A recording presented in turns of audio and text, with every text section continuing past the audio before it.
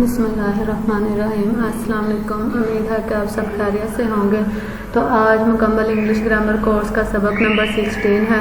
तो आप इस कोर्स से बहुत कुछ सीख चुके होंगे और अगर आप हमारे साथ यूँ ही लगातार इंग्लिश सीखना चाहते हैं तो आप हमारे चैनल को लाजमी सब्सक्राइब करें ताकि मेरे यहाँ आने वाली वीडियो का नोटिफिकेशन आपको मिल सके। तब हम अपना लेक्चर स्टार्ट करते हैं।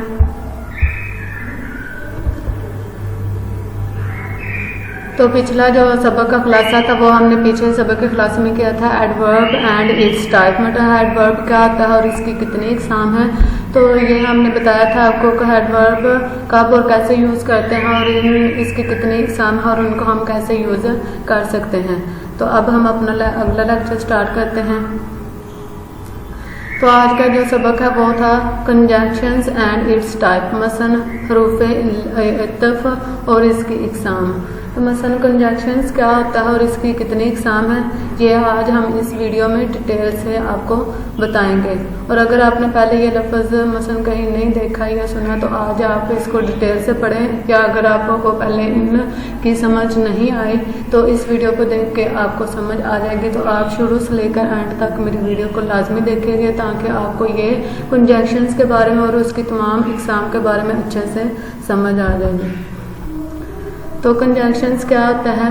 कंजंक्शन होता है कौन और जंक्शंस। ये मसलन दो वर्ड्स हैं, ऐसी जगह दो चीज़ें आपस में मिलती हैं, ऐसी जगह जहाँ दो चीज़ें आपस में मिलती हैं उसे क्या कहते हैं? कंजंक्शंस। मसलन जैसे ये दो सड़कें हैं तो ये आपस में एक दूसरे को मिलाती हैं तो ये हमारी क्या होगी? कंजंक्शंस होंगी।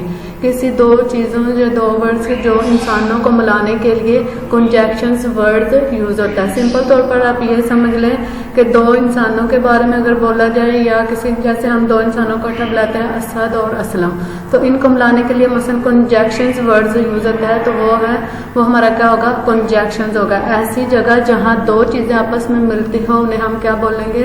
कंजंक्शंस बोलेंगे। तो आगे हम देखते हैं कंजंक्शंस के। तो कंजंक्शंस क्या होता है इसके हम डेफिनेशन देखते हैं। वो अल्फाज जो फ़िक्रे या अल्फाजों को मिलाने के लिए यूज़ होते हैं, मतलब वो अल्फाज जो फ़िक्रे या अल्फाजों को मिलाने के लिए यूज़ होते हैं हम क्या कहते हैं? कंजंक्शंस कहते हैं। जैसे एग्जांपल देख लेते हैं, Asim and Waqas are friends. मसलन इधर वो आसिम और वकास को आपस में मिला रहे हैं कि आसिम और वकास वो क्या है? फ्रेंड्स हैं। तो हमने भी ये पढ़ा कंजंक्शंस की यही डेफिनेशन है कि दो चीज़ों या दो फिक्रों को या अल्फाजों को आपस को मिलाने को क्या कहते हैं? कंजंक्शंस कहते हैं। तो इधर ये देखें हमें यही वादा हो रहा है कि Asim and Waqas are friends, तो ये हमारा फिक्रा क्या होगा? कंजंक्शंस होगा। उसके बाद है she wants to drink water और जूस। तो इधर हमने क्या? ड्रिंक वाटर और जूस इन दोनों को मिलाया हुआ। ड्रिंक और जूस ये इनको क्या है? ये कंजंक्शंस हैं। तो इस तरह आगे हम देखते हैं। आगे हमारे पास है types of conjunctions. Type of conjunctions क्या होती हैं? इसके मसलन कितनी टाइप्स हैं? 3 टाइप्स हैं। Coordinating, subordinating, correlative. तो ये क्या थी? Types of conjunction. कंजंक्शंस के मतलब 3 इकसाम है, टाइप्स हैं। उनको अब हम देखते हैं कि ये 3 टाइप्स क्या क्या होती हैं और इनको कैसे हम और कब कैसे यूज कर सकते हैं। तो सबसे पहले हम देते हैं कोऑर्डिनेटिंग। कोऑर्डिनेटिंग क्या होता है? कोऑर्डिनेटिंग कंजंक्शंस होता है ये वो अल्फाज होते हैं जो फिक्रात को आपस में जोड़ने के लिए यूज किए जाते हैं। मतलब ये वो अल्फाज होते हैं जो फिक्रात को आपस में जोड़ने के लिए यूज किए जाते हैं।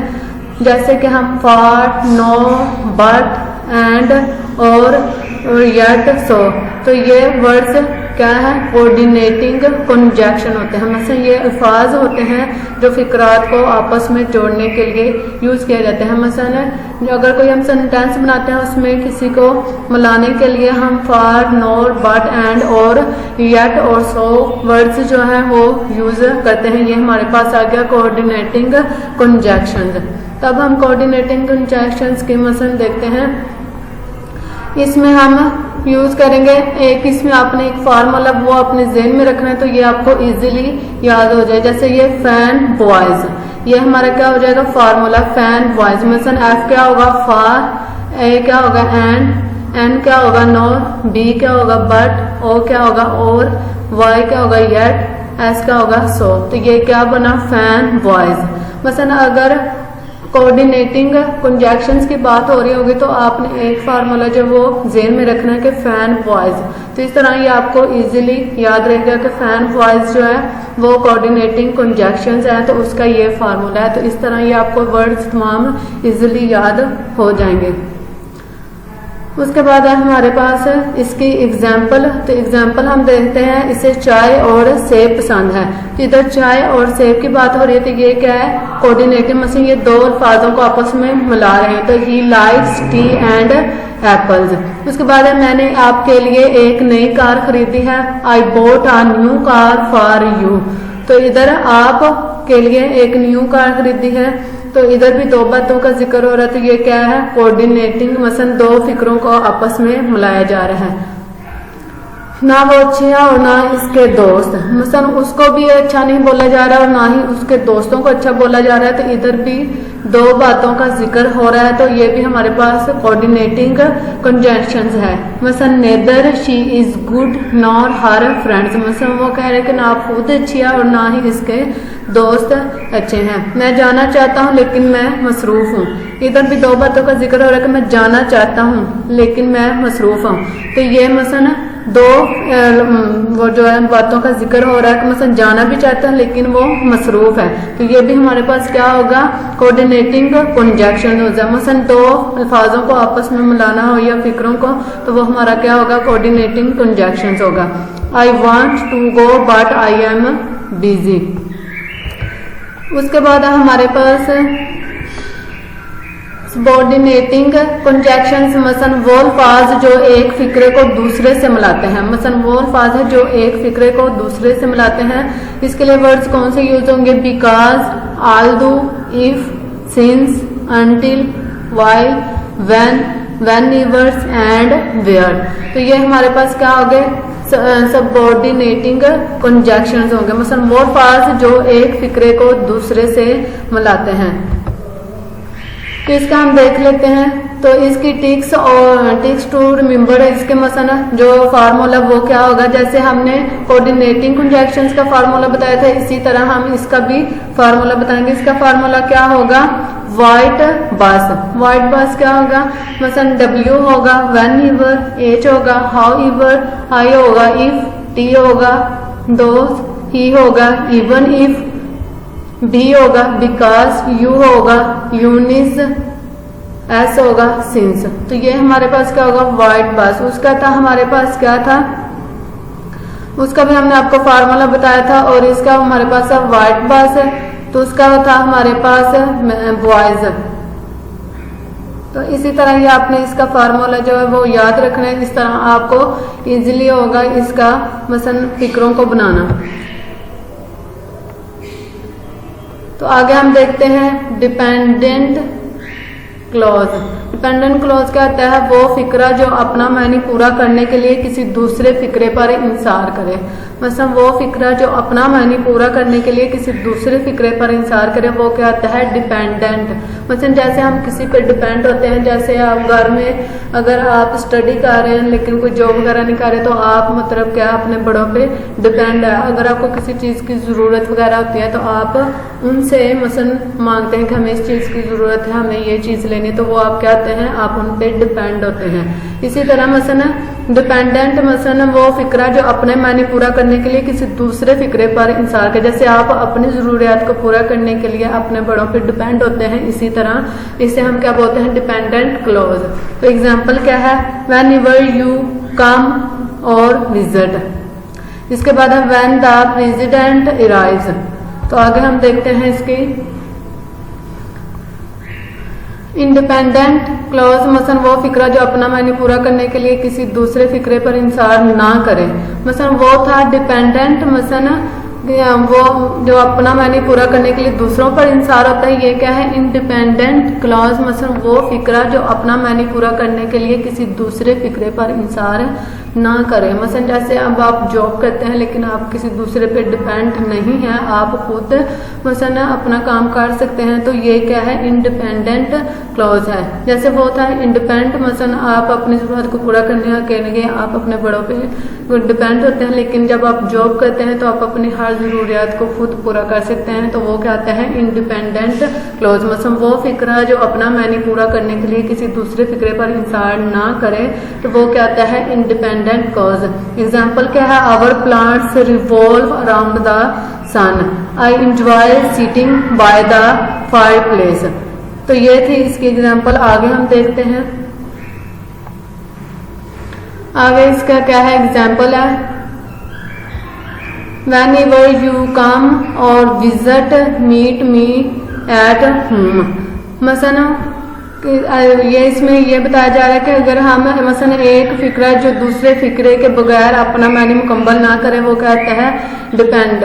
तो ये वो है मसलन whenever you come or visit meet me at home। उसके बाद when the president arrives everyone welcome him। मसलन जब प्रेसिडेंट आया तो सबने उनका वेलकम किया। although he is poor but he is very generous। मसलन वो poor है लेकिन वो बहुत जनरस है। after I leave work I will stop at the grocery। मसलन ये वो फिक्रात है जो दूसरे फिक्रे के बगैर मुकम्मल मानी नहीं दे सकते, तो ये क्या है, डिपेंडेंट। ये मसलन डिपेंड करते हैं दूसरे फिक्रे पे। तो आगे हम देखते हैं दूसरी एग्जांपल,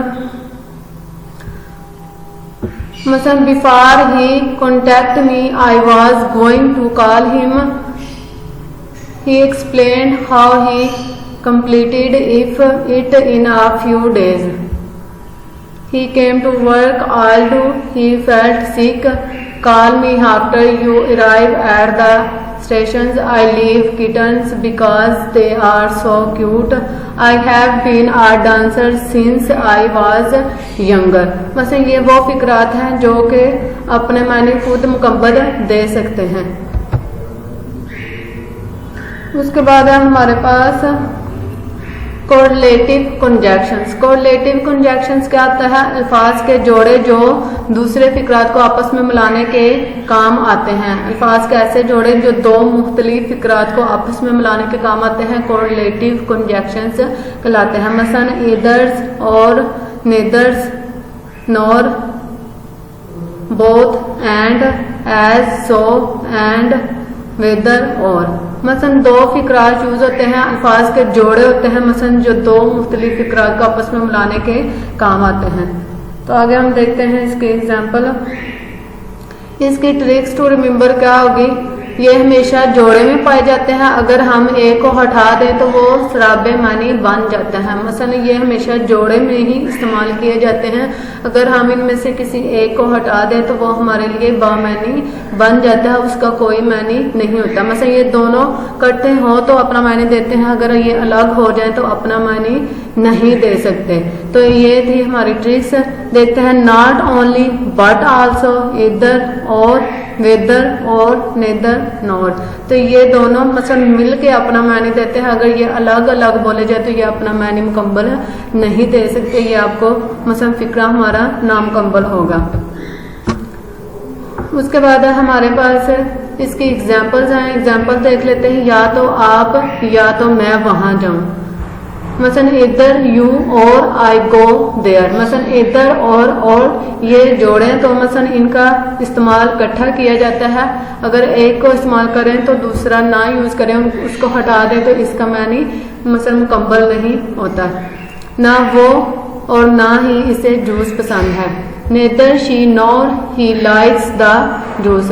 इधर भी हमने नेदर और नॉर का मसलन ये जोड़ा था जो वो हमने इकट्ठा ही यूज किया हुआ है एक ही फिक्रे सेंटेंस के अंदर। उसके बाद चाहे रात के खाने के लिए यहाँ रहना है या कहीं और जाना है। Whether to stay here for dinners और गो समवेयर एज। तो इधर भी हमने वेदर और का यूज किया हुआ है। आप देख सकते हैं कि ये वर्ड्स हाईलाइट किए हुए हैं, मसलन जो जोड़े में है। तो अगर हम इन दोनों को इकट्ठा लिख रहे हैं तो ये हमारा फिक्रा जो है वो हमें मुकम्मल मानी दे रहा है और हमें बता रहा है कि इसमें क्या बात मुकम्मल की जा रही है। उसके बाद अब वो ना सिर्फ अंग्रेजी बल्कि फ्रांसी भी बोलता है। He not only speaks English but also French. तो इधर मसलन इनको देखा इकट्ठा हमने यूज किया तो ये हमारे हर सेंटेंस को मुकम्मल तौर पर वाज़ह करें कि इसमें बात क्या हो रही है। अगर हम इसमें से एक यूज ना करें तो वो ये हमें पूरा फिक्रा जो सेंटेंस है वो अच्छे से समझ नहीं आ सकेगा। तो हमें अच्छे से समझ ये नहीं आ सकेगा। तो ये था हमारा आज का लेक्चर। अगर आपको ये वीडियो अच्छी लगी हो तो आप इसको लाइक ज़रूर कीजिएगा। उम्मीद है कि आपको ये लेक्चर अच्छे से समझ आ गया होगा। इसके जो फार्मूले बताए हैं, इसमें जो सेंटेंस बताए हैं, तो आपने अच्छे से उनको सीख लिया होगा। तो अगर आपको ये वीडियो अच्छी लगे तो इसको लाइक लाजमी कीजिएगा और मेरे चैनल को भी सब्सक्राइब लाजमी करें ताकि हर आने वाले वीडियो का नोटिफिकेशन आपको मिल सके। तो मिलते हैं नेक्स्ट वीडियो में, तब तक रखें आप अपना बहुत सारा ख्याल। ओके जी, अल्लाह हाफिज़, टेक केयर।